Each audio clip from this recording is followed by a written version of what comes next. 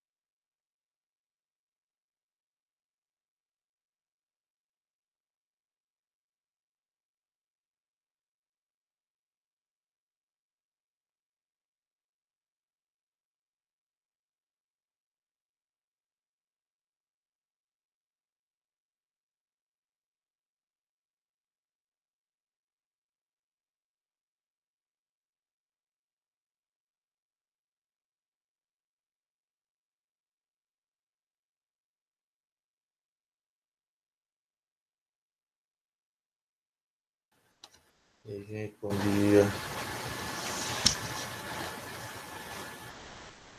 Tudo certo com vocês? Vamos deixar falando sozinho de novo, né? Bom dia, David.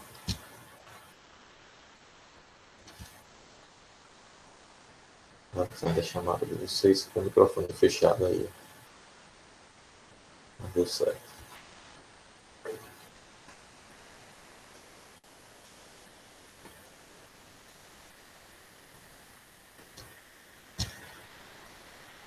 Bom dia, Vitor. Vou ter que Bom apresentar. dia! Bom dia, Rayane. Vou colocar aqui no chat o, o gabarito do simulado, beleza? Eu não vou. Bom dia, Francis. Eu não vou corrigir o simulador ponto por ponto, porque, gente, qual é a questão?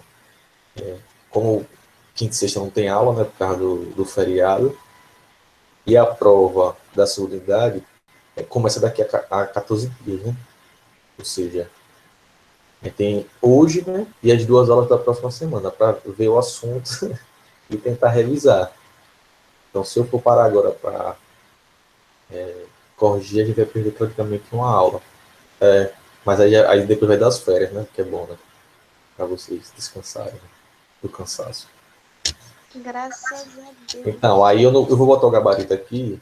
E aí, se vocês tiverem dúvida com alguma coisa com relação ao gabarito, aí vocês me perguntam depois ou agora. Ah, professor, essa questão aqui eu achei que era tal coisa. Aí eu posso ver especificamente as questões, certo? Uma questão ou outra. Para a gente não perder muito tempo, senão a gente não vai ter assunto nenhum para a prova, né? E aí tem que ver alguma aula de hoje, da próxima semana, pelo menos, para a gente fechar os assuntos para o simulado. Nem que eu mande a revisão para vocês, né, e vocês fazem e mandam as dúvidas. Para gente não perder muito tempo. Né? Se não tivesse esse feriado agora, aí dava até mais tranquilo. Mas como vem esse feriado aí, a gente acaba. Que feriado? Não é feriado nem na quinta e sexta. Né? É Corpus Christi. Eu não deu o calendário não da escola. Já atualizou, porque todas as vezes que eu olhei não estava atualizado, não. Não, só trocou. Não, o que tinha trocado foi as datas de prova só, mas de resto, o feriado fica no mesmo lugar. E a prova da segunda unidade está confirmada. Né?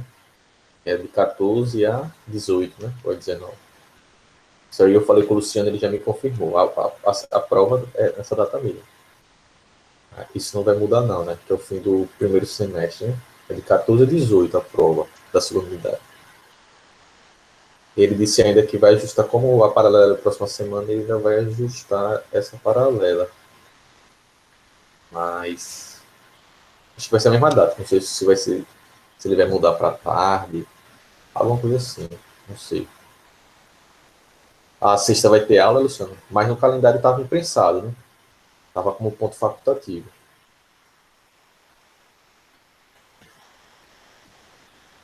Tá bom, então o Luciano mudou agora aí. Então tá tranquilo. Então acho que dá pra gente corrigir a prova tranquilamente, já que na sexta vai ter aula. Beleza? Mas eu já botei o gabarito aí, qualquer coisa. Bom, tá bom então, Luciano. Então eu vou corrigir a prova com vocês, já que vai dar tempo, né? Já que sexta-feira tem aula tranquilo.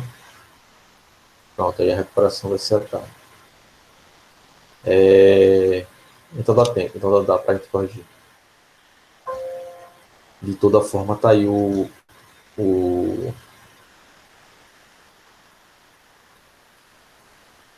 o gabarito aí e dá pra gente ir vendo a prova então. Já que tem sexta-feira de aula.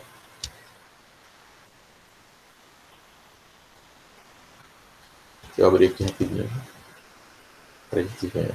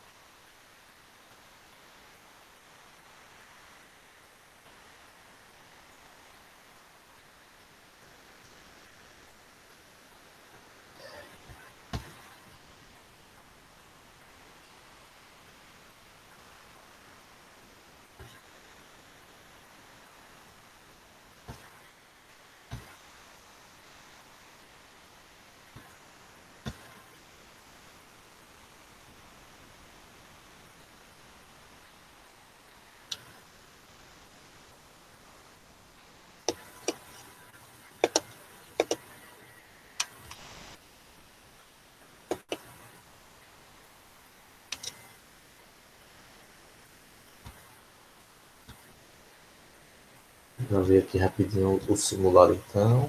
Cadê? Pronto, deixa aqui. Na primeira questão,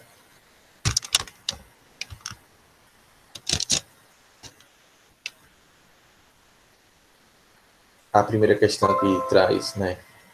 Alguns indivíduos que apresentam o mesmo genótipo para a cor da pele podem adquirir fenótipos diferentes, quando não estão muito expostos aos raios solares em seu dia a dia.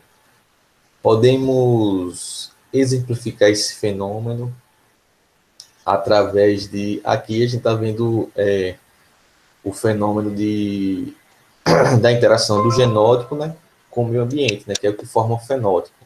Foi aquele até exemplozinho que a gente viu na sala, né? Então, aqui a resposta é a letra D, né? Interação do genótipo com o meio ambiente. A gente pode ter um exemplo que a gente usou, na sala de aula para como estava estudando a relação de fenótipo.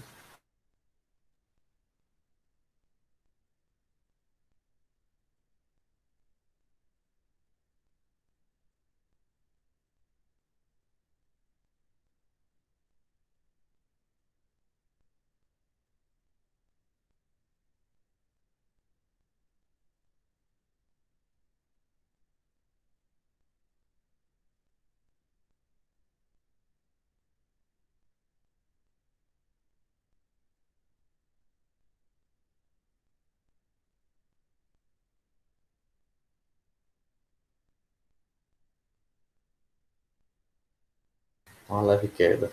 Vou botar aqui de novo o simulado. Aí, rapidinho.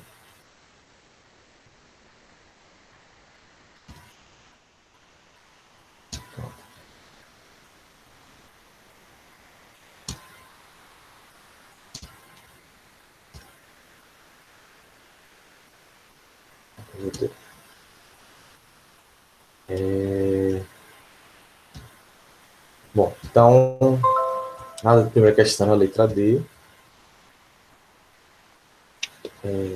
Na segunda aqui, marque a alternativa que indica o...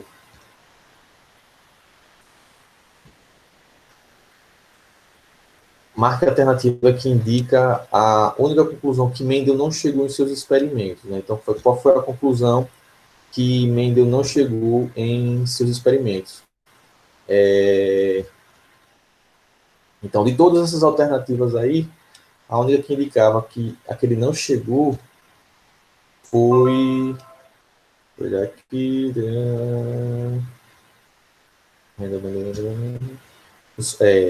A letra B, né?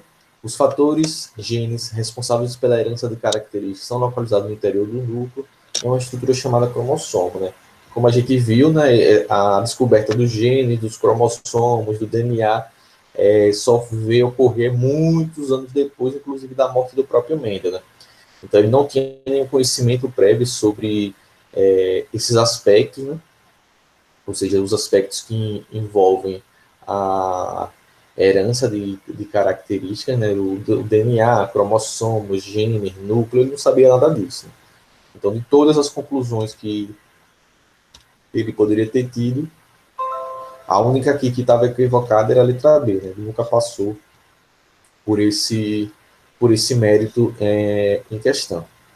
Então, a alternativa aí que não, nas conclusões que ele chegou é a letra B.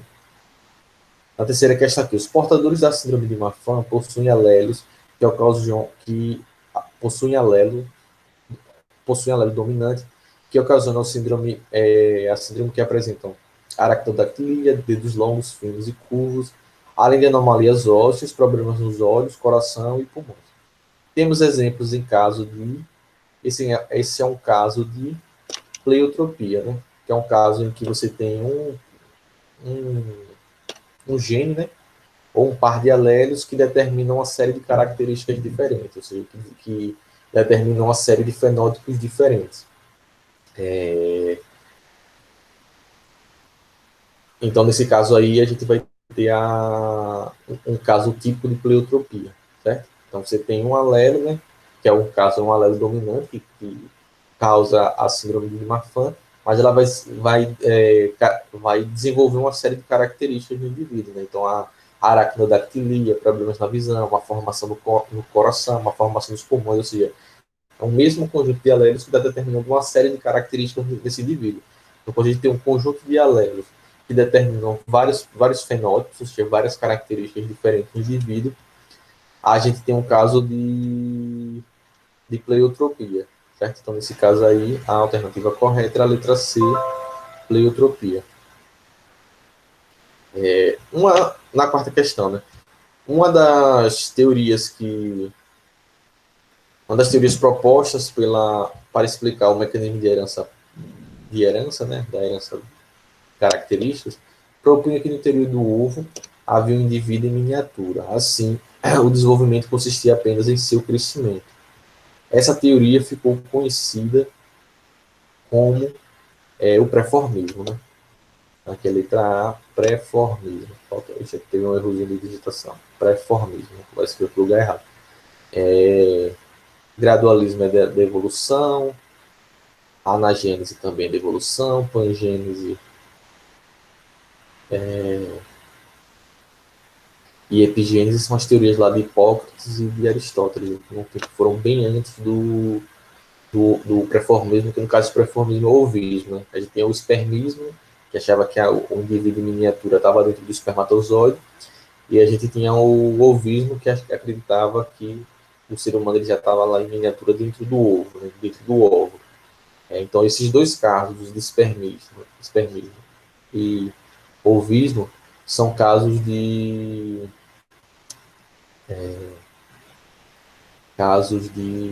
pré-formismo. Né? Então, aí, a alternativa correta é a letra A. Na quinta questão, um hamster de pelagem preto e branco é filhote de uma hamster branca e de um hamster preto. Possivelmente aí nós temos um caso de... Então, como o hamsterzinho ele nasceu com as características tanto de um como do outro, ou seja, ele nasceu que a gente chama malhado, né? Uma parte da pelagem de uma cor, outra parte da pelagem de outra cor. Então, ele tem uma pelagem preta e uma pelagem branca, e ele é filho de um hamster branco e de um preto. Então, nesse caso aqui, a gente tem um caso de codominância, né?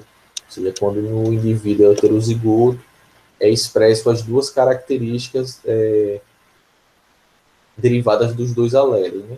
Que nesse caso aí não é um caso de dominância, ou seja, nenhum é dominante sobre o outro. Né? Nem o preto é dominante sobre o branco, nem o branco é dominante sobre o preto. Então, nesse caso aí, como a gente expressa as duas características, é um caso de codominância. Certo? Se fosse dominância completa, ele nasceria com uma pelagem intermediária, por exemplo, cinza. Né? E se fosse um caso de dominância completa, aí ele nasceria preto ou branco, dependendo de qual dos alelos seria dominante na questão. Pleiotropia não é o caso, né? Pleiotropia, que ele aí é só um fenótipo e sua variação, né? Cor da pelagem, e aí tem suas variações, então não é um caso de pleiotropia, nem um caso de genes letais.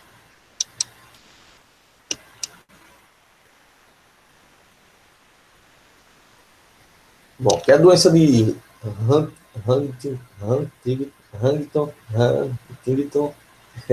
leva ao portador à morte por meio de progressiva degeneração dos nervos. Essa doença é determinada pela presença de apenas um alelo letal.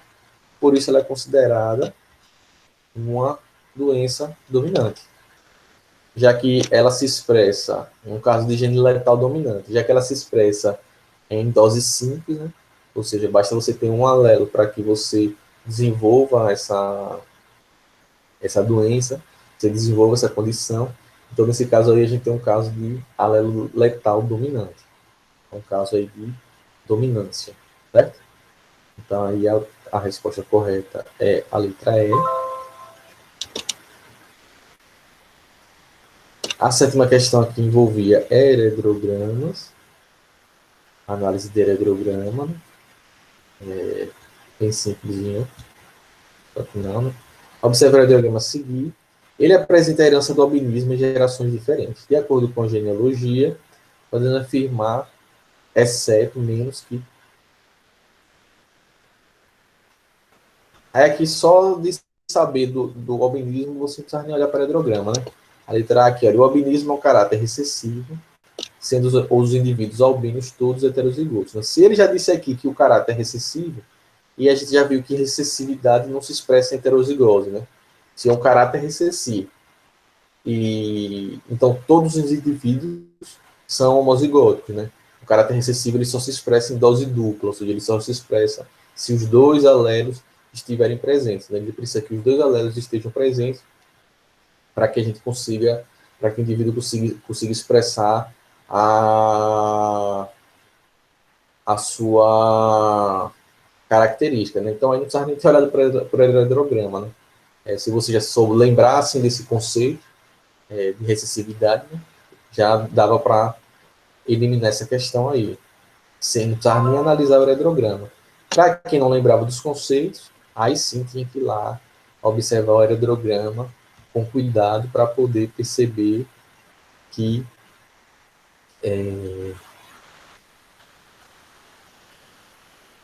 né, que estava equivocado, né? Ou seja, a parte da análise do heterograma. Mas para quem teoricamente já está com o domíniozinho dos conceitos, já vai perceber que conceitualmente esse ponto estava errado aí, né? Recessivo heterozigoto não existe, né? Recessivo é sempre homozigoto. Então já dava para eliminar essa questão só por esse aspecto. A sétima, né? A oitava questão. Cadê ele? Tá? Outra aqui embaixo.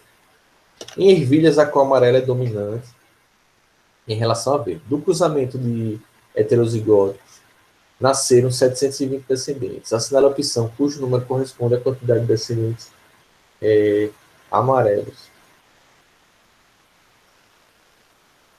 Aí.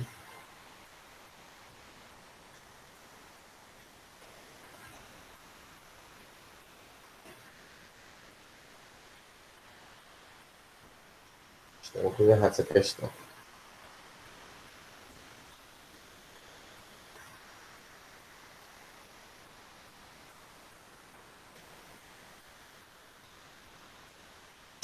Não, tá certo.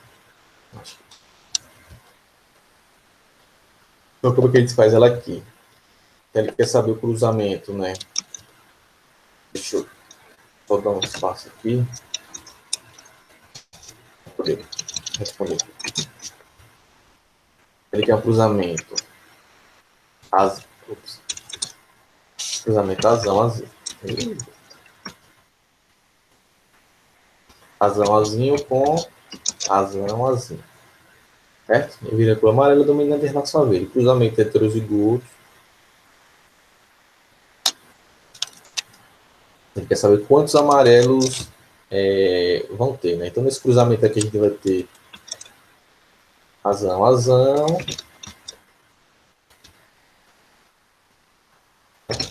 azão, azinho, azão, azinho e azinho, azinho. Certo? E diferentes cruzamentos.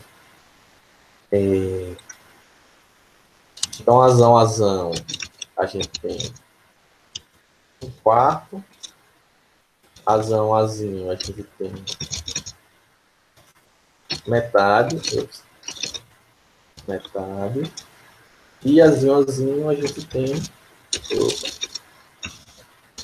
Azinho, azinho, a gente também tem um quarto.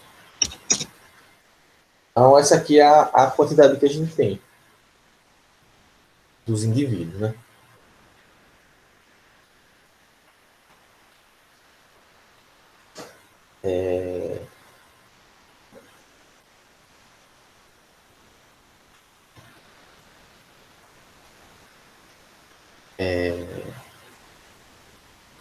Certo.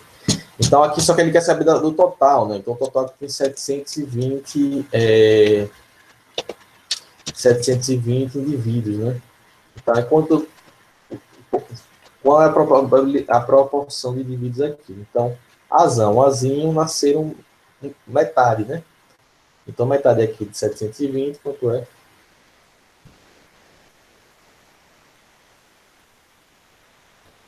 Tá 360.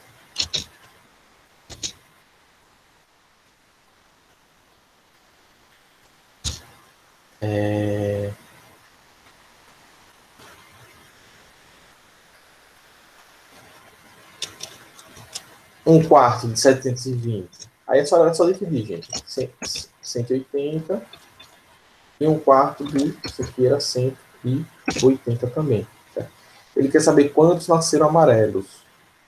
Então, amarelos nasceram quem? Quem é azão, azão, e quem é azão, azinho. Então, aqui era só fazer 180 mais 360, que dá 540. Né? Então, alternativa.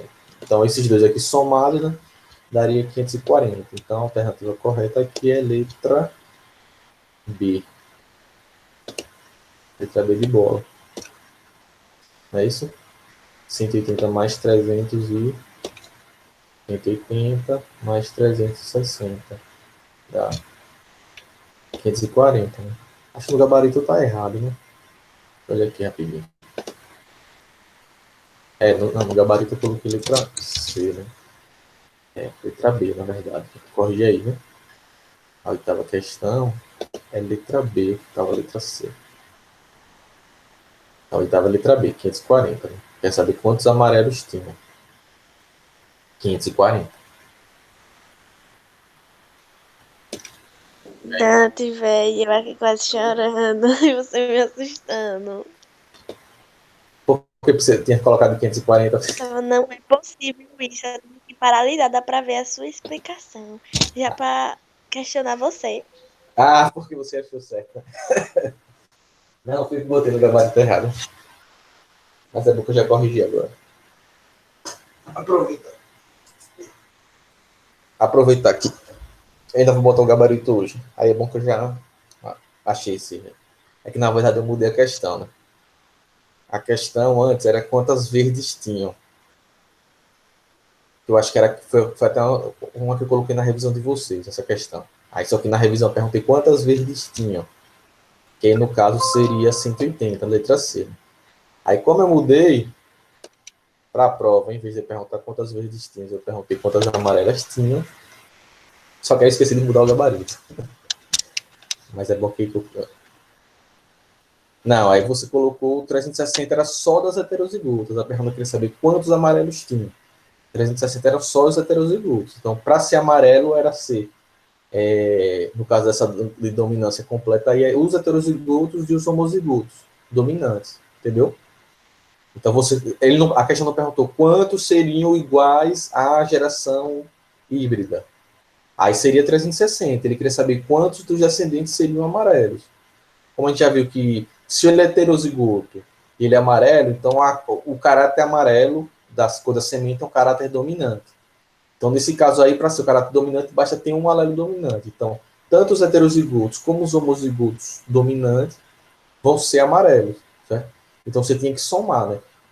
Quantos daqueles descendentes eram iguais aos heterozigotos, 360, e quantos eram homozigotos dominantes. Um quarto, 180. Tem que somar os dois.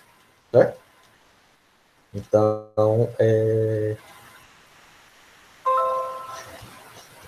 essa questão aí. Ele perguntava quantos teriam que ser amarelos. Então, você tem que somar esses dois valores aqui, porque azão também é amarelo. Então, tem que ser 360 mais 180 para você poder encontrar. Certo? Aí só foi um descuido de um seu aí, Otton. Mas a questão é isso mesmo, 540.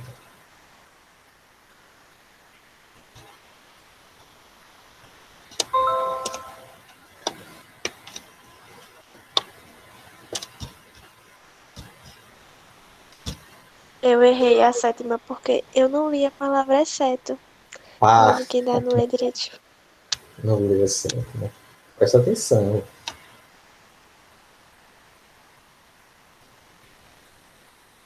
Bora lá para nona. Vamos terminar isso aqui.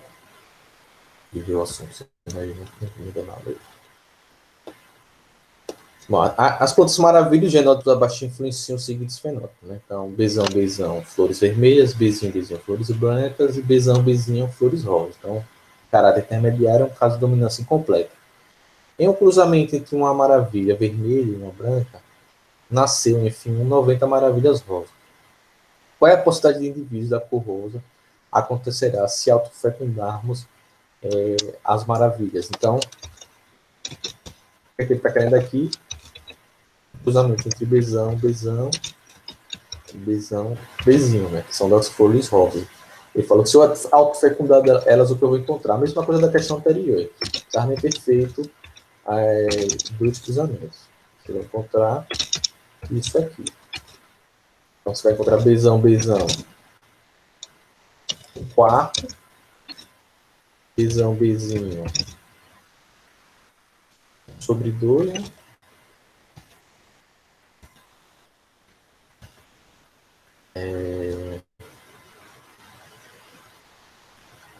E Bzinho, Bzinho, você vai encontrar quarto também.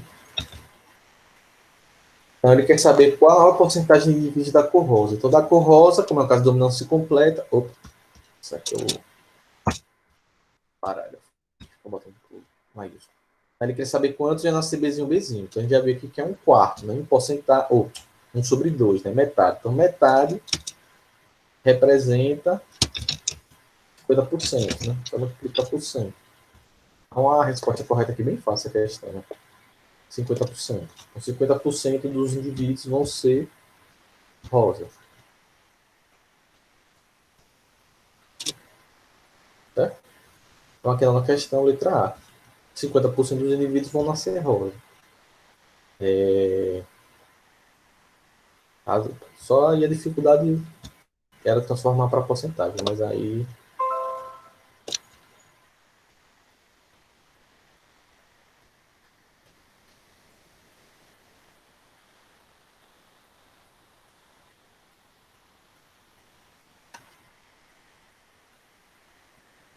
A 10ª questão, né?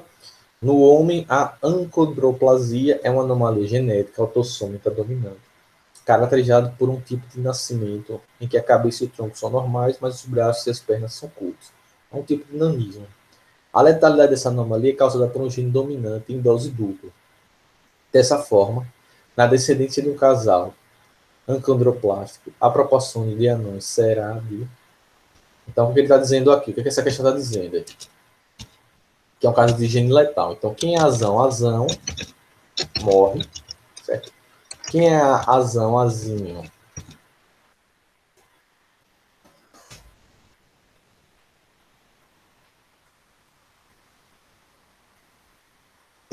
quem é azinho vai ser anão. E quem é azinho, recessivo, tá? Quem é azinho vai ser tamanho normal, certo? A pessoa vai ser normal. Na sua estatura.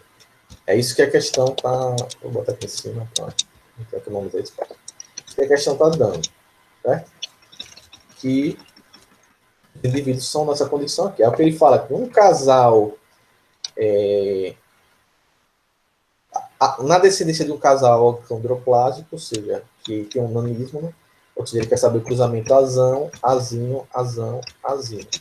Ele quer saber quantos indivíduos vão nascer anões, certo? Então é só você fazer o cruzamento aqui desses indivíduos. Então, azão, azão, azão, azinho, igualzinho aos outros, velho. Azinho, azinho, certo? É o mesmo tipo de cruzamento. Então, ele quer saber quantos indivíduos vão nascer anões, certo? Qual é a diferença aqui dessa questão? No caso de gene letal, o que ele disse aí? Que o indivíduo que nasce com homozigoto dominante, esse indivíduo, ele morre, ou seja, ele não chega nem a nascer, certo? Então, como nesse caso aí um indivíduo morre, não nasce, certo? Então, significa dizer que azão, que são os indivíduos aqui que são duplo, tem os dois alélos, né? São homozigotos dominantes, eles morrem. Então, significa dizer que esse azão aqui, desse cruzamento aqui, entre desses dois acondroplásicos, esses dois anões aqui, nesse cruzamento deles, é impossível nascer qualquer indivíduo azão. Ele quer saber qual vai ser a proporção de indivíduos anões que vão nascer. Para a minha probabilidade, como azão não tem como existir, não tem como nascer, eles morrem, então ele é desconsiderado, ou seja, ele desaparece. Então eu só tenho essas 3 possibilidades aqui, já que não tem como nascer ninguém azão. Então eu sumo com ele. Então, nesse caso aqui, eu só vou ter a possibilidade de nascer Azão, Azinho, e a possibilidade de nascer Azinho, Azinho. São essas minhas duas possibilidades. Azão, Azinho, eu tenho quantas possibilidades? Duas possibilidades de quantos? Uma, duas, três. Então, 2/3 de nascer Azão, Azinho. E Azinho, Azinho, eu tenho quantas possibilidades? Uma possibilidade de três. Uma, duas, três. Já que Azão, Azão nem nasce. Então, essa possibilidade nem existe. Então, eu tenho 2/3 de chance do indivíduo nascer Azão, Azinho e 1/3 de chance dos filhos nascerem Azinho, Azinho. Como ele quer saber quantos deles nascem anões, ou seja, com condroplásico como os pais, ele quer saber qual é a proporção de nascerem indivíduos Azão, Azinho. Então, nesse caso aqui, a proporção de nascerem indivíduos Azão, Azinho é de 2/3. Letra A. Certo? Beleza? Deu para entender essa última aí? No caso de genes letais, o indivíduo que morre você vai eliminar, né? Ou seja, esse indivíduo ele não é, você não conta ele quando for fazer o cruzamento, né? Nesse caso aí você já descarta ele automaticamente. Então nesse caso aí é letra A. Todo mundo entendeu? Aí todas as questões. Tranquilo, não estava difícil não. Quem disser que está difícil, estava. Coloquei até o mesmo cruzamento. No primeiro cruzamento aqui você já sabia as proporções, né? Era só saber o conceito do. Era só saber o conceito, né? Na primeira questão aqui de cruzamento, botei uma questão aqui de heredograma. Na oitava aqui é uma questão de dominância completa. Na nona questão foi um caso de dominância incompleta. E na 10ª questão eu coloquei um caso de genes letais. Mas até o cruzamento eu botei o mesmo até para ajudar vocês aí. Certo? A Tranquilo, gente? nona questão eu não Diga. foi, eu me bati um pouquinho pra fazer e eu ainda errei. Se bateu. E o que fez que você atrapalhou aí? Não sei, Porque você viu esse 90 aqui e achou eu que ele ia nem entrar em alguma lembro, coisa. mas Foi porque você viu esse 90 e achou que ele ia entrar em alguma se conta. aí eu fiquei. Olha, só sei que eu chutei letra B, 25, mas não tem mais aqui. Aí que esse 90 entrou como fator de confusão. Na verdade, ele não tinha Ah, nada a ver com a obrigada. questão.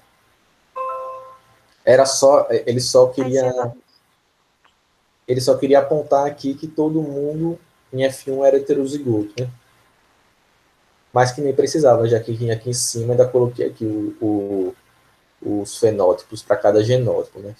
Aí esse 90 aí era só para indicar que tiveram muitos descendentes e todos eles nasceram com a mesma característica. Então, teria baixa probabilidade de ter um outro tipo de expressão que não fosse uma expressão de dominância incompleta. Então, era mais isso que a questão queria indicar com esse 90 do que necessariamente o 90 entrar em algum cálculo. Certo? Tranquilo aí para todo mundo? Beleza, né? Então é isso, foi o simulado. A prova vai ser mais puxada, né? A prova vai ser todinha de cálculo. Viu? os assuntos vai ser quais, já sabe? Vai cair na prova alelos múltiplos, que a gente vai ver agora. Variação dos contínuos. Alelos múltiplos, né? A variação da expressão dos genes. E determinação dos grupos sanguíneos do ser humano, que a gente vê sexta-feira. E probabilidade aplicada à genética, que a gente vê terça. E aí na sexta eu tiro dúvidas. Já que sexta agora vai ter aula. Certo? E a determinação dos grupos sanguíneos em seres humanos tem o caso de dominância completa, dominância, codominância, né? E alelos múltiplos também, que a gente vai ver, começar a ver agora. certo? Deixa eu só Coloque aí no chat depois no final da aula. Você... volto, botar agora.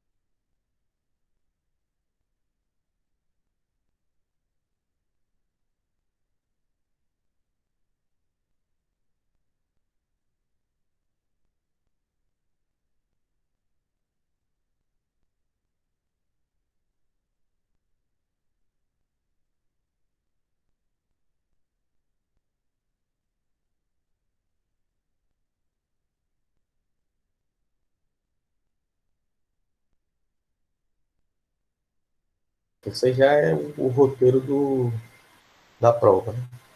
Alelos múltiplos, determinação dos grupos sanguíneos do ser humano, variação na expressão dos genes e probabilidade aplicada à genética. Aí hoje a gente já vai ver alelos múltiplos e variação na expressão dos genes. Sexta-feira a gente vê determinação dos grupos sanguíneos no ser humano, né? Que é o sistema ABO, o sistema RH e o sistema imune. O imune que eu já falei, né? A gente falou de codominância, mas eu vou repetir de novo. Na terça a gente vê probabilidade aplicada à genética, a gente vê algumas regrinhas, né? Que a gente vê a regra do I, do O, coisas que vocês já estudaram a probabilidade, vocês já vão saber o que é. E a aplicação da análise combinatória para genética e pronto. Só isso.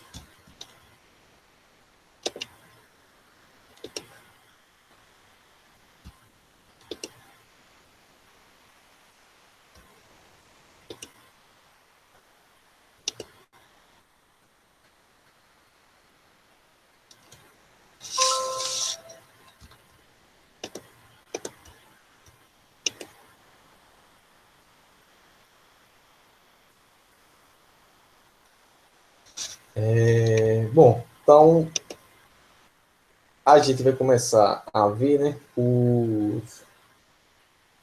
os alelos, né, o que a gente chama de alelos múltiplos. Aí eu já trouxe logo o exemplo mais clássico que tem de alelos múltiplos, tirando o sistema ABO do nosso tipo sanguíneo, que também é um caso de alelos múltiplos. Mas aí eu já trouxe logo o caso clássico de alelos múltiplos, que é que mais cai em genética e que é mais explorado, que é o caso aí da pelagem dos coelhos, né? Que é um caso típico de alelos múltiplos. E o que é isso que a gente chama de alelos múltiplos, né?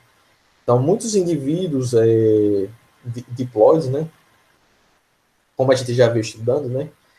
A gente tem sempre, com exceção dos casos de pleiotropia, a gente sempre tem dois alelos, né? Para determinar um tipo de característica no indivíduo, né? Então, a gente tem lá o alelo azão, o azinho, por exemplo. Ou seja, são dois tipos de alelos, né? Você tem um alelo de um tipo ou você tem um alelo do outro tipo. A mesma coisa que a gente viu lá, por exemplo, nos casos de codominância, né?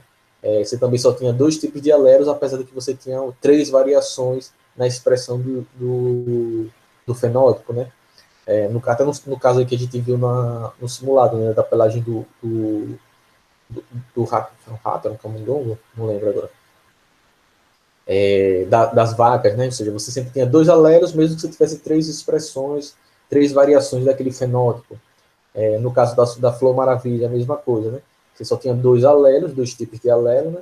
O para vermelho e para branco, e o heterozigoto ele nascia rosa, né? Mas eram sempre dois tipos de alelos. Que são aqueles alelos, um que a gente herda, um herdado da linhagem paterna, né? E outro herdado da linhagem materna, né? Mas muitos casos de herança genética, eles ocorrem, né, pela existência de mais de um tipo de alelo, ou seja, mais que essas duas formas, né? Ou seja, eu sou azão ou sou azinho, né? Ou B e V, no caso lá da cor das flores, né? Branco e vermelho. Existe um caso que você tem mais de dois alelos para determinar uma mesma característica. Cuidado para não confundir com pleiotropia, certo? Pleiotropia é quando você tinha lá um par de alelos que determina várias características diferentes. Nesse caso, você tem vários alelos, no caso de alelos múltiplos, é que você tem vários alelos para determinar uma mesma característica. Você pode ter três, a mais de dois, né? Três, quatro, às vezes mais alelos para determinar uma mesma característica. Então, você tem vários alelos circulando na população para determinar aquela característica. Então, quando isso acontece, a gente diz que isso é um caso de alelos múltiplos, certo? E esse é o exemplo aí que tem, um exemplo que é muito bem conhecido, que são o caso dos alelos múltiplos para determinação do tipo de pelagem, ou seja, do tipo da cor do pelinho dos coelhos, né? Que nesse caso aí a gente vai ter um gene, né, que vai determinar a cor da pelagem dos coelhinhos, mas que existem vários alelos que podem ocupar esse espaço gênico, né, esse lóculo gênico. Ou seja, a gente tem mais de dois tipos de alelos, né? Então, no caso da pelagem dos coelhinhos, a gente tem quatro tipos de alelos possíveis, né? A gente tem geralmente a gente representa, né, dessa forma, né? O alelo cesão, que determina o coelhinho nessa coloragem aqui mais marronzinha, né, mais colorido, que a gente também chama de padrão de cor agouti, ou agouti castanho, né, eu também chama da pelagem selvagem, este castanho acinzentado, né, é determinado pela presença do alelo cesão. A gente tem um que a gente chama do Czinho CH, que vai determinar essa cor cinza prateada, né, que é preto com branco, que a gente chama esse CH aqui é da coloração chinchila, né, esse cinza prateado, a gente diz que a corzinha dele aqui é chinchila, ele é determinado por esse alelo aqui CCH, né. A gente tem outra coloração, que é a coloração que a gente chama de Himalaia, né, que é determinada pelo alelo Czinho H, o H de Himalaia, né, que é esse coelhinho branco, mas que tem as extremidades pretas, né, ou seja, a ponta das orelhas, o narizinho, as patinhas dele, o rabo dele é pretinho, né, esse é o padrão de cor aqui Himalaia.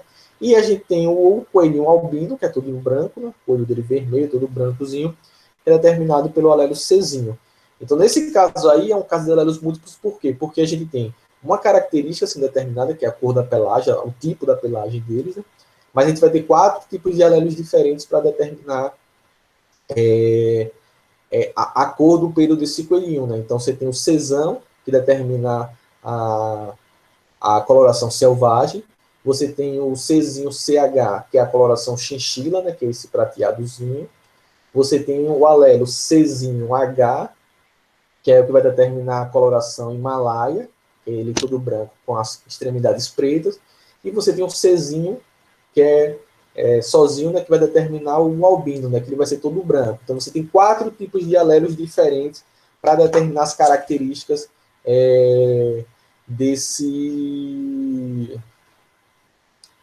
dessa expressão, né, que é a coloração do coelhinho, certo? Da pelagem do coelhinho. Então você vai ter quatro tipos de alelos diferentes. E a procedendo segue esses quatro alelos. Muito provavelmente esses alelos eles foram surgindo por mutações gênicas dentro das populações de coelhos, né? Então muito provavelmente esses alelos, esses genes, eles foram sofrendo mutações, né? Lembrando lá que mutações elas acontecem de forma aleatória, né? E as mutações que favorecem, né, os organismos, né, elas são selecionadas positivamente pela seleção natural, que a gente já viu, né? Então, muito provavelmente, essas variações desses alelos que determinam a cor da pelagem dos bichinhos aí são frutos de mutações gênicas, né?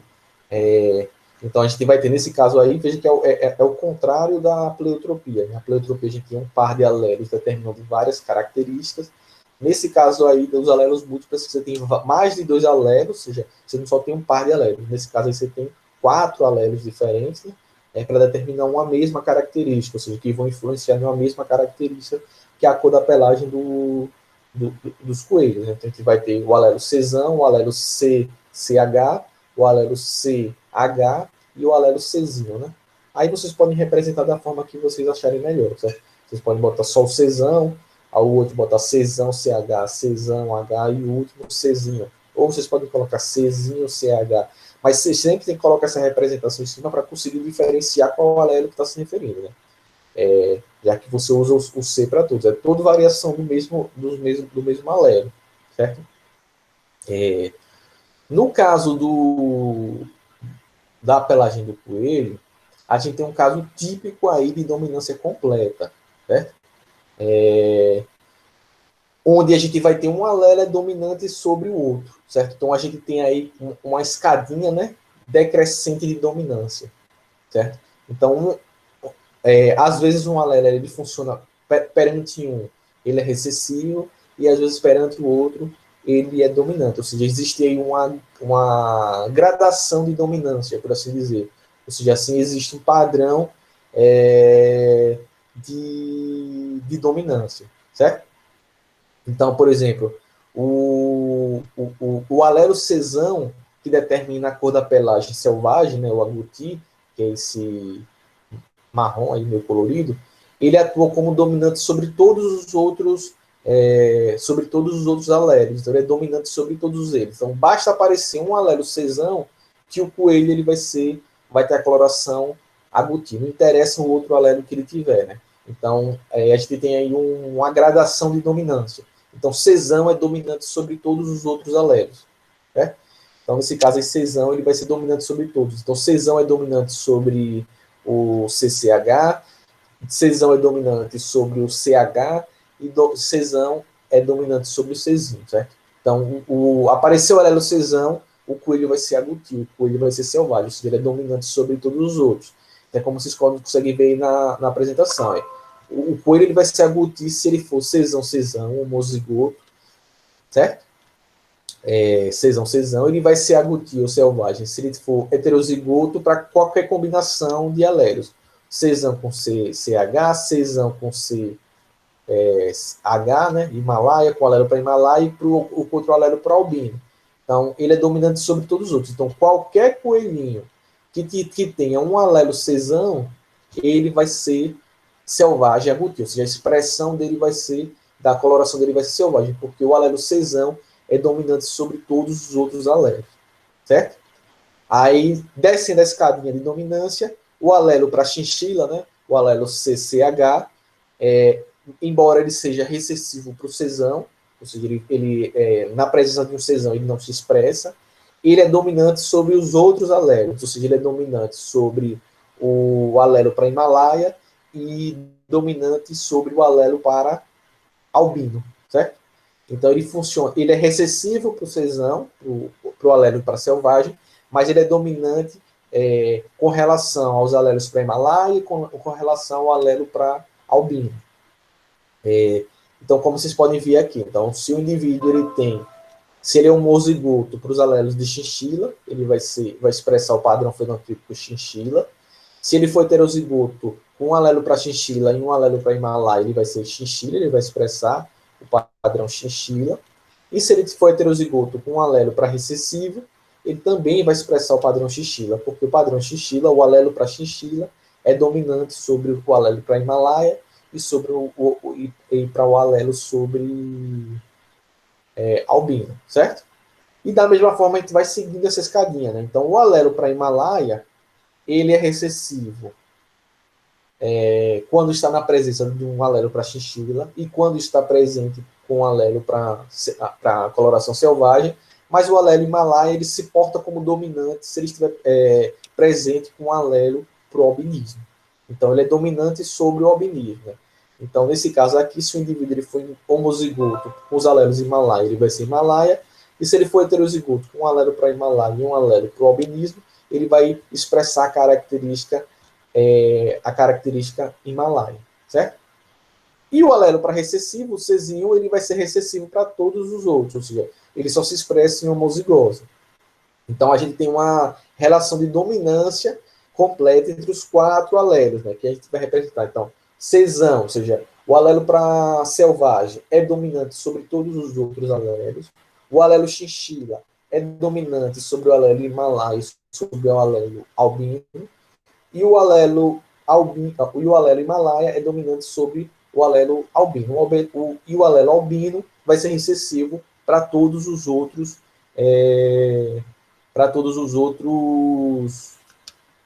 alelos, certo? Então tem uma gradação de dominância aí, né? Essa gradação de dominância aí vocês têm que lembrar. Isso vocês têm que lembrar nesse caso aí dos coelhinhos, né? Que selvagem é dominante sobre todos, que chinchila é dominante sobre Himalaia e sobre albino, e que Himalaia é dominante sobre albino, e albino é recessivo sobre todos eles, certo? Então, no caso dos coelhinhos aí, como os alelos eles ocorrem sempre em pares, como a gente viu, né? Ou seja, os alelos, por mais que a gente tenha 4 tipos de alelos aí, em cada indivíduo ele só vai aparecer em pares, ou seja, só 2 tipos, né? Um tipo ou outro, das 4 possibilidades, né? Então, nesse caso aí, como a gente tem 4, como tem 4, eles estão em pares, a gente vai ter aproximadamente, não, a gente vai ter 10 tipos de alelos possíveis, de genótipos, ou seja, de combinações desses coelhinhos aí para cada um desses tipos, né? De herança. A gente vai ver mais para sexta-feira, no caso, né? Que os grupos sanguíneos também eles funcionam nesse mesmo caso, né? No caso do sistema ABO, né? do sistema sanguíneo. Né? Aí tem as pessoas do sangue A, pessoas do sangue B e pessoas do sangue O. Né? No caso do sistema sanguíneo, a gente vai ter também mais de um alelo. Né? A gente vai ter o alelo para o tipo sanguíneo A, o alelo para o tipo sanguíneo B, a gente vai ter o alelo para o tipo sanguíneo O, e eles vão funcionar, só que eles não vão funcionar só como um caso de dominância completa, né? Em alguns momentos eles funcionam como dominância completa, e em outros momentos eles funcionam como codominância, né? Mas no caso dos tipos sanguíneos, a gente vai ter 3 tipos de alelos, né?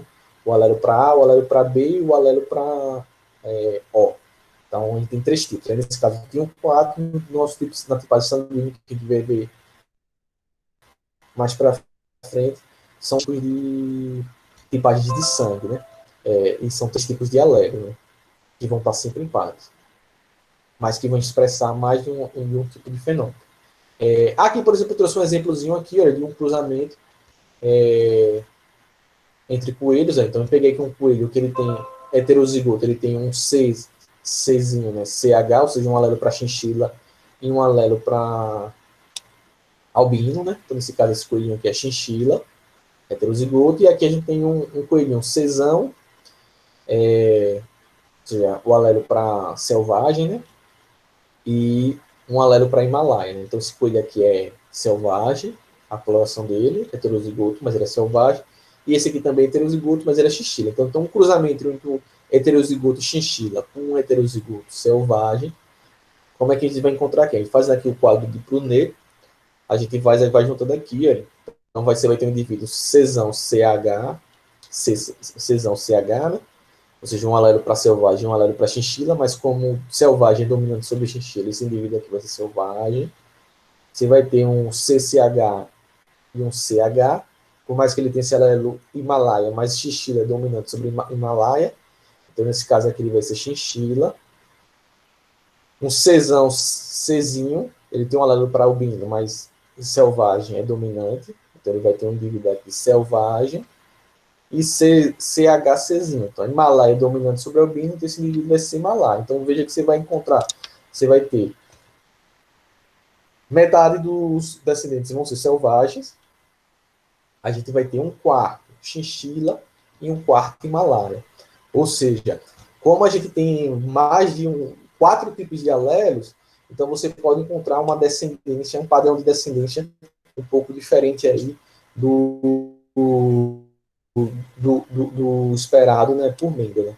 Já que no caso da primeira lei de Mendel a gente trabalhava com 2 tipos de alelos, né? Ou seja, você tinha um par de alelos, 2 alelos para cada gene, para cada espécie de característica. E no caso aí dos alelos múltiplos, nesse caso aí do chinchila, a gente tem 4 tipos de alelos diferentes. Certo? Deu para entender isso aí, gente, de alelos múltiplos? Sim, não, talvez, não entendi nada. Sim. Entendeu? Tranquilo. É a mesma coisa que vocês vão fazer, o mesmo cruzamento, vocês vão encontrar as proporções do mesmo jeito, certo? Qual é o cuidado que tem que tomar aí? É que no caso da pelagem dos coelhos, a gente tem uma escadinha de dominância. É um caso bem fácil, né, Otto? É um caso de dominância completa. Só que o que é que vocês precisam lembrar? Que tem essa escadinha de dominância, ou seja, vocês têm que lembrar quem é dominante sobre quem. Só isso. Tirando isso, é a mesma coisa. Né? A diferença é que tem mais aléreos. Mas vai ser a mesma coisa. Vocês vão fazer o cruzamento do mesmo jeito, vocês vão contar as proporções do mesmo jeito. A diferença é lembrar dessa escadinha da dominância. Quem é dominante sobre quem, para vocês poderem encontrar a resposta no final. Mas vocês vão fazer o cruzamento do mesmo jeito. É o mesmo conceito de homozigose, o mesmo conceito de heterozigose. É o mesmo caso de dominância completa. Só que ao invés de ter dois, ou seja, dois aléreos, vocês vão ter quatro. Né? E que tem essa gradação de dominância aí. De resto é a mesma coisa, não tem nenhum mistério. Certo? Vamos falar agora um pouquinho sobre a variação na expressão dos genes. E a gente vai falar de quatro coisas. Né? Vamos falar do que a gente chama de variação contínua e variação descontínua, certo? Dos genes, da expressão dos genes. Vamos falar de variação contínua e variação descontínua, certo? Então, em todos os exemplos que a gente viu até agora de expressão dos genes, né, os fenótipos produzidos pelos genótipos, né, pelos diferentes tipos de genótipos, homozigoto, recessivo, dominante, heterozigoto, eles são bem distintos uns dos outros. A gente nitidamente consegue diferenciar eles, tanto no padrão de dominância completa, incompleta, codominância. Né? De maneira que a gente consegue observar as expressões, as proporções, né, fenotípicas obtidas no cruzamento, a gente vai seguindo aquele padrãozinho certinho, né? Ou seja, o que a gente espera da lei da segregação, da lei primeira lei. Né? A gente vê lá 1/4, 2/4, metade, né? 50%, ou seja, aquelas proporções elas vão seguindo, porque a gente vai vendo esse padrão certinho de expressão gênica, né? Então a gente viu isso lá na expressão do Scott Ledner, né, de Mendel, todas as características que Mendel expressou, né? E também nos padrões lá que a gente encontrou, mesmo que naqueles que não sei o caso do padrão de herança de dominância completa. Né? Então, mesmo nesse padrão de quem estudou da dominância completa, a gente encontrava, ou seja, da sobreposição de características, a gente encontrava as proporções, elas eram seguidas, né? As proporções, elas eram obedecidas, né? Lá no exemplozinho da galinha, da plumagem, né? Então, isso seria o que a gente chama de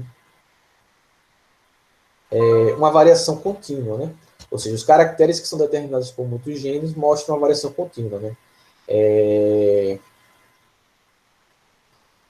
Então, nesse caso aí da variação contínua, você vai ter lá essas expressões, né? E eles vão sempre seguindo aquela regrazinha, obedecendo aquelas proporções esperadas sem nenhum tipo de alteração. Né? Ou seja, você sempre encontra daquele jeito, aquelas proporções certinhas, aquelas expressões fenotípicas correspondentes ao genótipo. Né? Isso aí seria uma variação contínua. Né?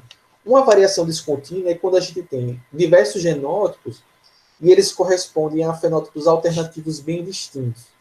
Ou seja, a variação descontínua ela vai ter algumas alterações naquilo que a gente espera das proporções da segregação da primeira lei de Mendel. Né? Então, quando a gente tem algumas alterações nesse padrão, ou seja, quando você não encontra exatamente aquilo que deveria ser esperado, a gente pode dizer que isso é um caso de variação descontínua, ou seja, você tem diversos genótipos que correspondem a fenótipos alternativos e eles são bem diferentes uns dos outros. Tá? Isso é o que a gente chama de variação descontínua, certo? Então, dentro dessa variação descontínua, essa variação contínua, a gente chama tem um conceitozinho básico, né, que a gente chama, o que a gente chama de norma de reação de um gene. Certo? Eita, eu estou aqui no lugar errado. Saiu não, né? Tem no botão aqui errado. Então, apesar da gente... Eu acho que eu até já tinha falado com vocês algumas aulas atrás, né? Que apesar da gente utilizar muito para exemplificar a herança genética, né? Os casos de variação descontínua são relativamente pouco frequentes na natureza, né? Ou seja, existe só uma pequena porção de... uma pequena quantidade, né? Uma pequena proporção de genes que apresentam esse tipo de comportamento, né? Ou seja, que os alelos, eles vão lá, os genótipos, eles vão corresponder a fenótipos alternativos, né? Que são bem distintos, ou seja, tudo que a gente está vendo agora, né?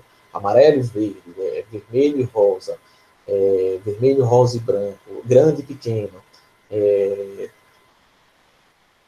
liso, rugoso, né? Ou seja, essas variações que são bem nítidas, né? O mais comum, como eu já tenho conversado com vocês algumas aulas atrás, é que o mesmo genótipo ele possa produzir uma gama de variedades de tipos de fenótipo, né? Obviamente que dentro de certo limite, né? Não pode ser nenhum absurdo. Então, o que a gente via na variação dos contínuos? Você via um genótipo, ele determinava um fenótipo, e você pegava um outro genótipo e ele determinava um fenótipo com uma diferença bem nítida, né? Que eram os casos lá do que o Mendel estudou. Se você batia o olho, você já via as grandes diferenças. Esses são, na natureza, que tem menor... Esses são os menores casos de representação da natureza. O mais comum na natureza é você ter genótipos que produzam, ou seja, o mesmo genótipo ele produz uma variação maior de fenótipos, obviamente que não pode ser nenhum absurdo, assim, tem um limite, ou seja, tem um espectro de variação daquele fenótipo, né? Então, a gama de variedades fenotípicas que um mesmo genótipo pode expressar é o que a gente chama de norma de reação, ou seja, você tem um genótipo que determina uma característica, mas ele pode expressar um espectrozinho de variação da expressão daquele fenótipo, né? Então, isso é o que a gente chama de norma de reação. Então, algumas variações de fenótipos que são determinadas pelo mesmo tipo de genótipo, né? Um exemplo que a gente tem de variação fenotípica entre indivíduos que têm o mesmo genótipo, né, no feijão carioca. Quem cata feijão consegue bater o olho e perceber isso, né? A variedade do feijão carioca, que é homozigota, né? Você tem um alelo dominante de um gene, o que tem o alelo dominante, né, do gene, ele vai ter uma, a gente chama de uma coloração variegada, né, que é aquela coloração, não tem uma coloração uniforme, né? E o alelo recessivo, ele condiciona o feijãozinho todo colorido, né? Ou, todo colorido não, todo com a coloração uniforme, né? Todo pigmentado. Então, o feijão, quando ele é todo escurinho, ele é determinado pelo alelo recessivo, né? E o alelo dominante, ele deixa ele pintadinho, né? Você já pegou esse feijão carioca, já catou feijão de avião, né? Antes de cozinhar, né? Você vai encontrar alguns grãozinhos que são coloridinhos, como se fosse malhado, né? Com as partes pigmentadas e outras não. E o recessivo, ele deixa ele todo pigmentado, todo marronzinho, né? Que chama do feijão mulatinho, né? Se você pega um saco de feijão carioca no supermercado, né, e você for olhar, a grande maioria dos grãos é coloridinho, né, ou seja, tem aquelas manchinhas pigmentadas. Né? Mas se você pegar mais ou menos, ele tem assim, que mais ou menos 5% do saco dos grãos são totalmente pigmentados, né? Ou seja, igual ao mulatinho. Né?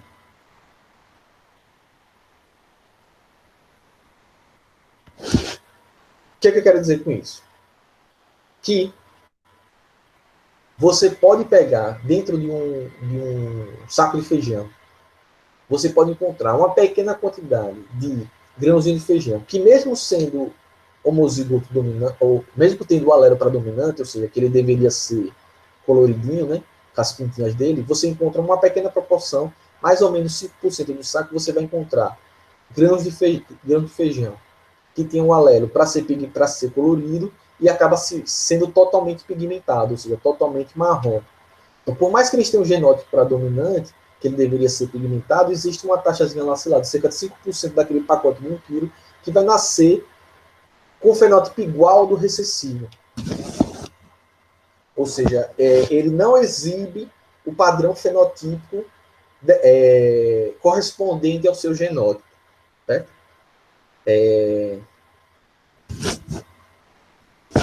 Isso aí é um exemplo de norma de reação.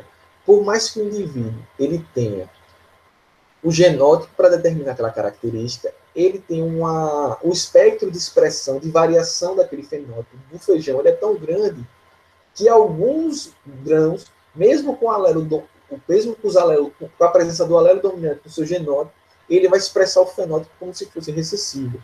Ou seja, isso é o que a gente chama de norma de reação. Na grande maioria dos casos na natureza, você tem um genótipo que vai expressar uma característica, mas essa característica ela tem um leque de possibilidades. Ou seja, ela tem esse espectro de possibilidades de variação dentro daquele fenótipo. E no feijão isso é tão grande, essa norma de reação e essa plasticidade fenotípica, essa plasticidade de expressão fenotípica, que alguns deles, mesmo tendo genótipo dominante, acabam expressando o fenótipo como se fosse recessivo. Certo? Isso é o que a gente chama de norma de reação. Isso é muito comum na natureza, ou seja, os casos do padrão genótipo-fenótipo certinho são os menores casos que a gente encontra dentro da genética. A gente tem é mais comum a gente encontrar esse leque. Né? E esse leque de possibilidades é o que a gente chama de norma de reação. Certo? Então, aqui está o resumozinho na apresentação. Norma de reação, maneira pela qual um gene pode modificar a sua atuação de acordo com a condição que se encontra ou sob influência externa. Aí tem esse caso aqui do coelhinho, esse coelhinho Himalaia. Se você raspa a área dele, coloca uma bolsa de gelo aqui na área raspada, quando o pelo cresce preto, né? Por influência dessa temperatura do ambiente, dessa bolsinha de gelo. Seu experimento já foi feito. Ou seja, por mais que ele tenha um alelo para Himalaia, que ele deveria ter o corpo todo branco, né?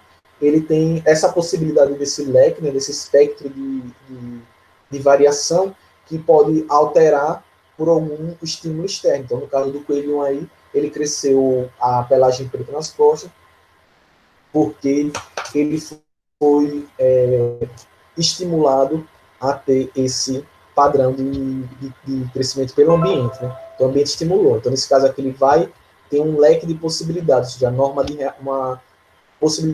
de reação. Né? Então, ele pode expressar um outro tipo de fenótipo, mesmo ele tendo um genótipo específico para aquela determinada característica. Certo? Isso é o mais comum da gente encontrar na natureza, do que aqueles padrões certinhos. Um genótipo é esse fenótipo específico e não existe nenhum padrão de variação dele, ou seja, um padrão de modificação, né, de subexpressões daquele fenótipo. Certo? Então, isso significa, isso é o que a gente chama de norma de reação. Certo? Você tem um genótipo, mas esse genótipo ele pode ter uma gama de expressões, de variações para aquele fenótipo. Certo? Que pode ser por influência externa ou por fatores internos do indivíduo. Né? Então, esse é um caso aí de norma de reação. Certo? Outro conceito que a gente tem, que é bastante importante também nessa expressão dos genes, é o que a gente chama de penetrância gênica. Né? O caso do feijão é um caso que eu falei agora, ele representa um caso de penetrância gênica. Né?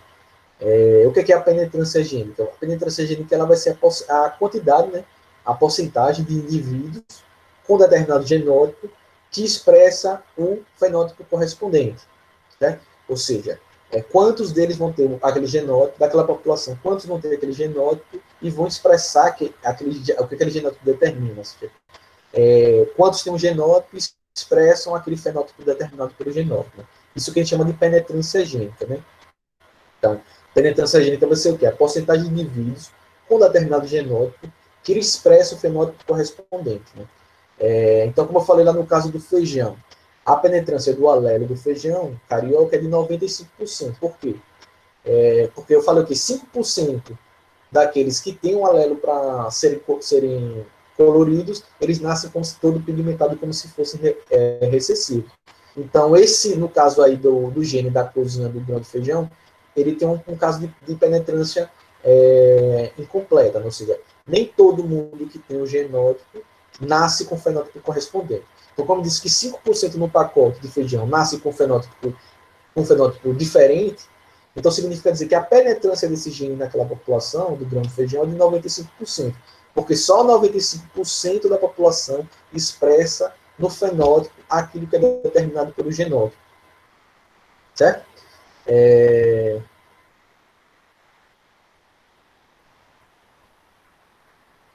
No caso que a gente estava estudando com Mendel, no caso de variação descontínua, que está estudando com Mendel, em todos os exemplos que a gente geralmente vê, a gente tem um caso de penetrância de 100% dos alélos, um caso de penetrância completa. Né?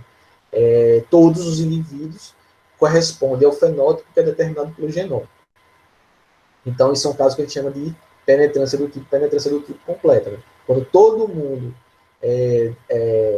expressa aquela característica determinada pelo genótipo, caso de penetrância completa. A penetrância incompleta é quando você tem essa variação aí. Alguns indivíduos têm um genótipo, mas apresentam outro fenótipo que não aquele determinado pelo genótipo.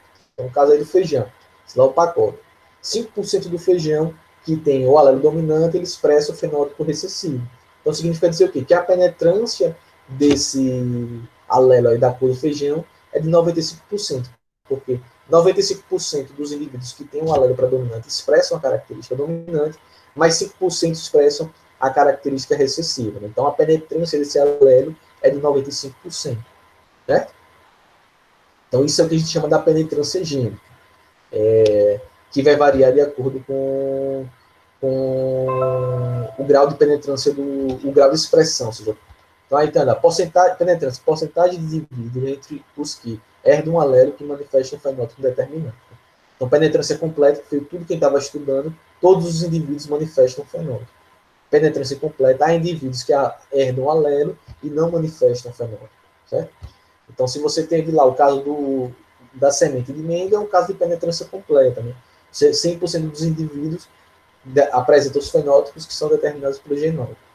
Quando você tem indivíduos que têm um genótipo e não expressam aquela característica, aquele fenótipo, aí você tem um caso de dominância, ou um caso de penetrância incompleta. Aí você vai ver, quem expressa vai ser uma porcentagem, quem não expressa vai ter outra porcentagem.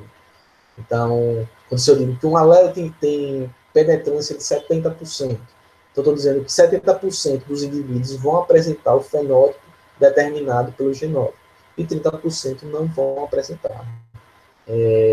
Tem um caso no ser humano, né, que é a polidactilia pós-axial, né, que nasce um dedo a mais, né, assim, na mão. A mão no pé, só tem um sexto dedo. Pode ser na mão ou no pé, nasce um dedinho lá depois do quinto dedo. Ele é um alelo que ele é condicionado por um alelo dominante, né? Ou seja, quem tem um alelo dominante nasce com a polidactilia pós-axial, mas ele é um alelo em penetrância incompleta. Ou seja, mais ou menos 65% das pessoas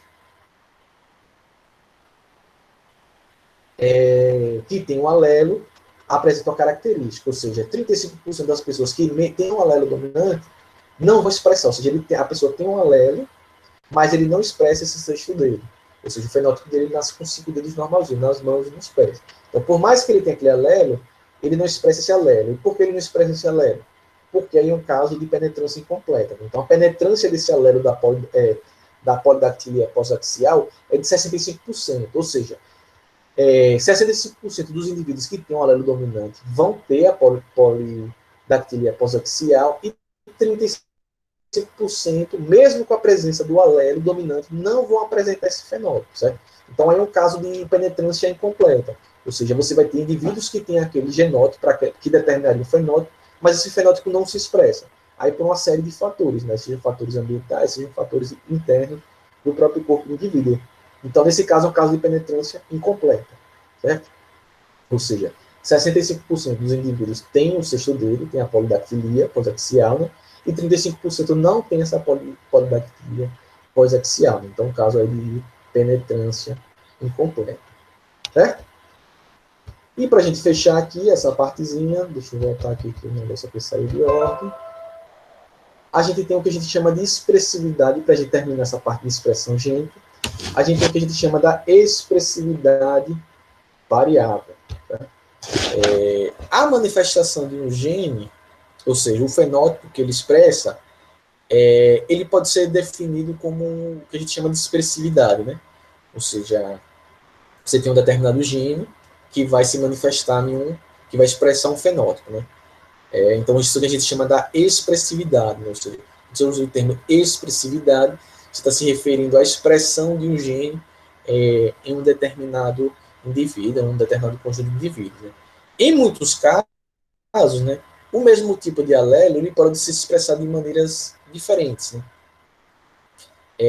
Em seus portadores. Então, nesse caso, quando você tem o mesmo alelo que se expressa de maneiras diferentes, a gente fala que esse é um caso de expressividade gênica variável, ou seja, você tem uma variação na expressividade daquele gene. Né?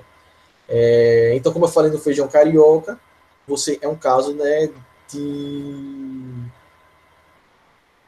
expressividade gênica, né, variável. Né? Então, a gente fala lá que 95% nasce coloridinho, 95%, né?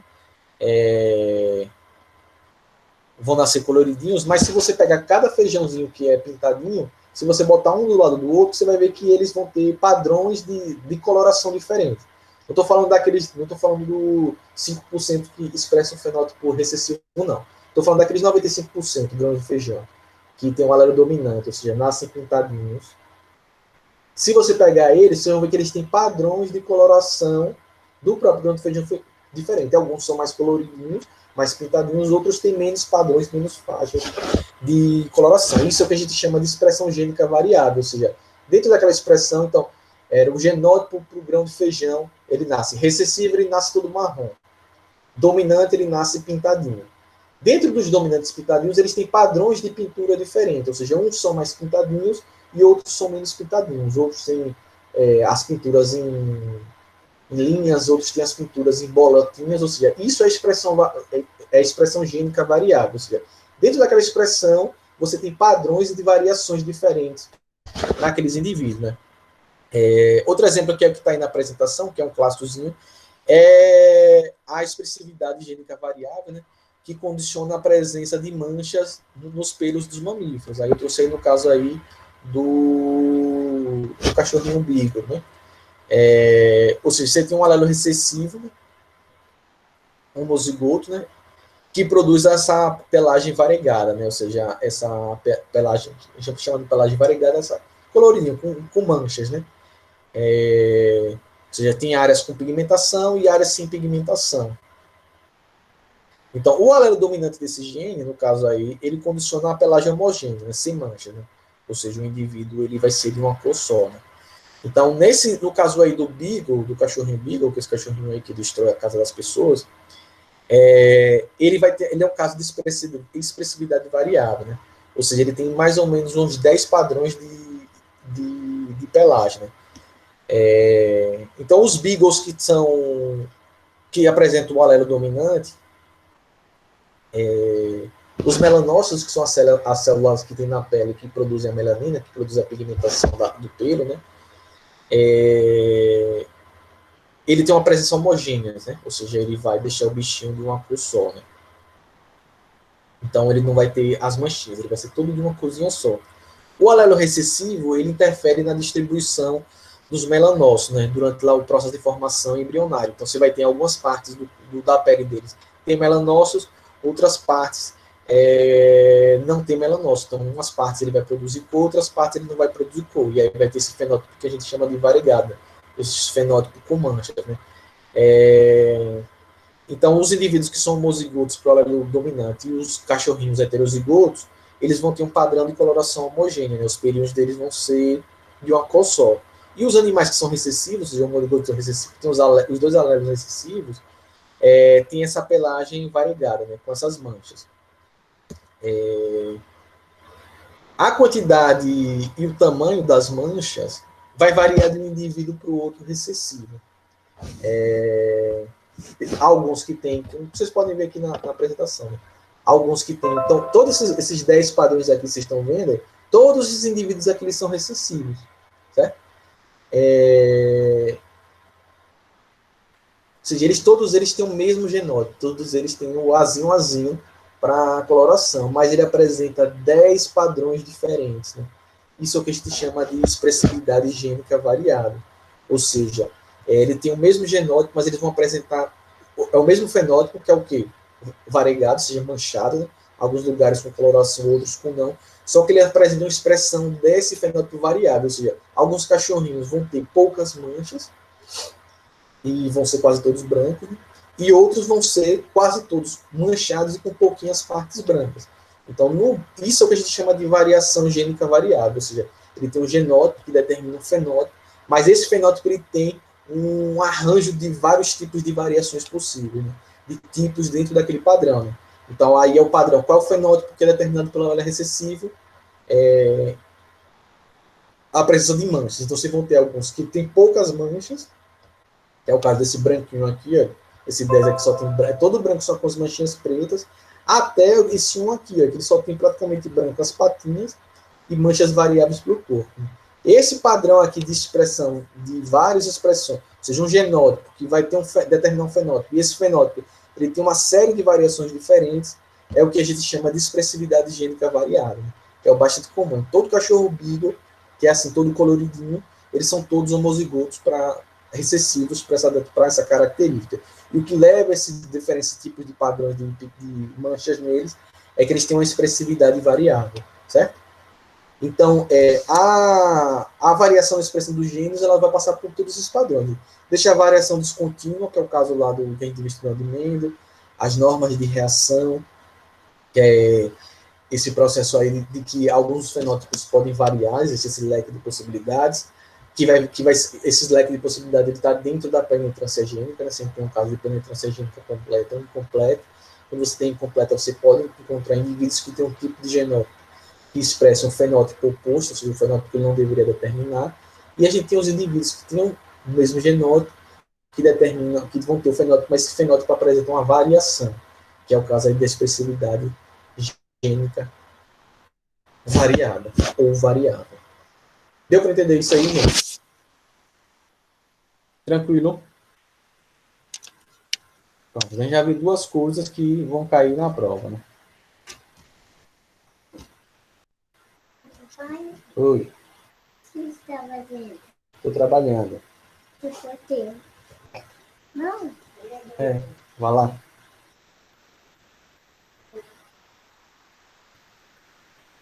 Tchau.